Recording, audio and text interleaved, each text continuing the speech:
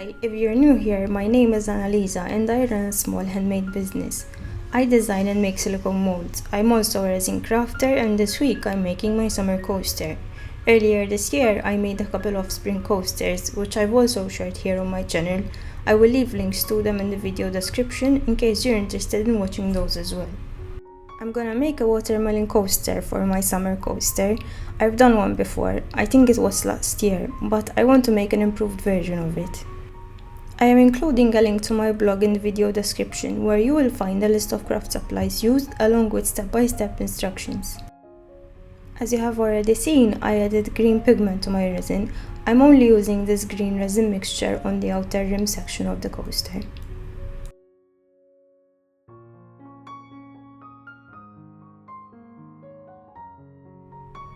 The resin has started hardening and I'm going to paint the green part with white paint because I want the green to stand out and not get washed out with the colored resin I will be pouring later on.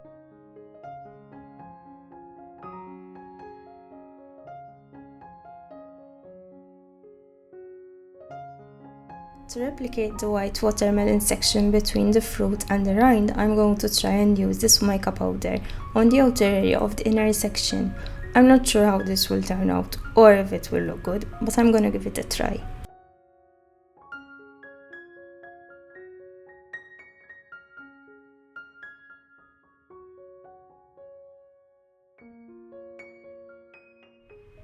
I'm going to pour a thin layer of clear resin because I want to paint the seeds. However, if you are going to do this yourself and you want to make a seedless watermelon coaster, you can just skip this step and move on to the colored layer right away. The resin has cured and now I am able to draw the seeds. This is how the coaster is looking. I'm still not too sure about the mica pigment that I added, but I don't think it looks too bad at this stage. We'll see how it turns out once the coaster is finished. I'm using a black acrylic marker to draw the seeds. I've tested these markers before and the marker paint stays intact in the resin unlike permanent markers. Another alternative to the marker is acrylic paint. Both work fine. Acrylic paint gives more solid results and the marker is a bit translucent even when you do multiple layers of it. I will leave the marker paint to dry and will come back to pour the final layer of resin.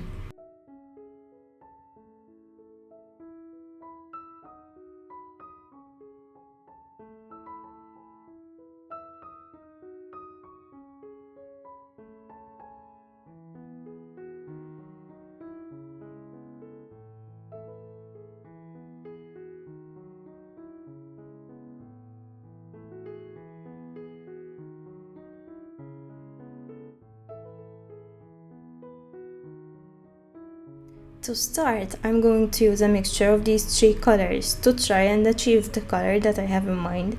I might have to adjust or add more colors as I go along.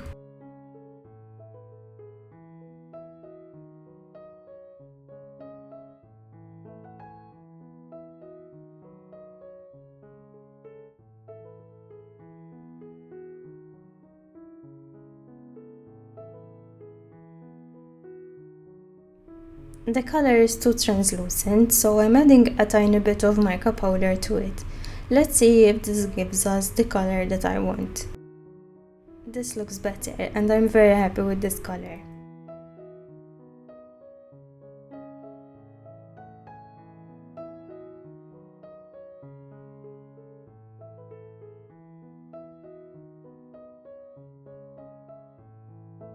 The resin has cured and it's finally time to see how the coaster turned out. It's not too bad. I really love how the colors turned out, but I'm not a fan of the white mica outline. I think I could have executed that idea a bit better, but overall I'm happy with the result. It's a bit messy, but I will be keeping this for myself, so that's not an issue for me. I am now able to switch my spring coaster with my new summer coaster, and just in time to the start of summer as well. Before I leave, I want to ask for your feedback. As you might have noticed, I'm trying to talk and use my voice more in my videos. Let me know if you prefer it this way or if you prefer the silent videos instead. I would love to know what you think. One last thing, I want to remind you that my free mold promotion is coming to an end at the end of this month. So if you've been meaning to get some of my molds, you should do so before the promotion ends, because you will receive one free mold for every 3 molds that you purchase. You get to choose your own free molds, and the promotion applies to both my silicone and plastic molds. Feel free to contact me if you have any questions or need any help. Thank you so much for watching. Don't forget to like this video and subscribe if you haven't already. Bye for now and see you soon.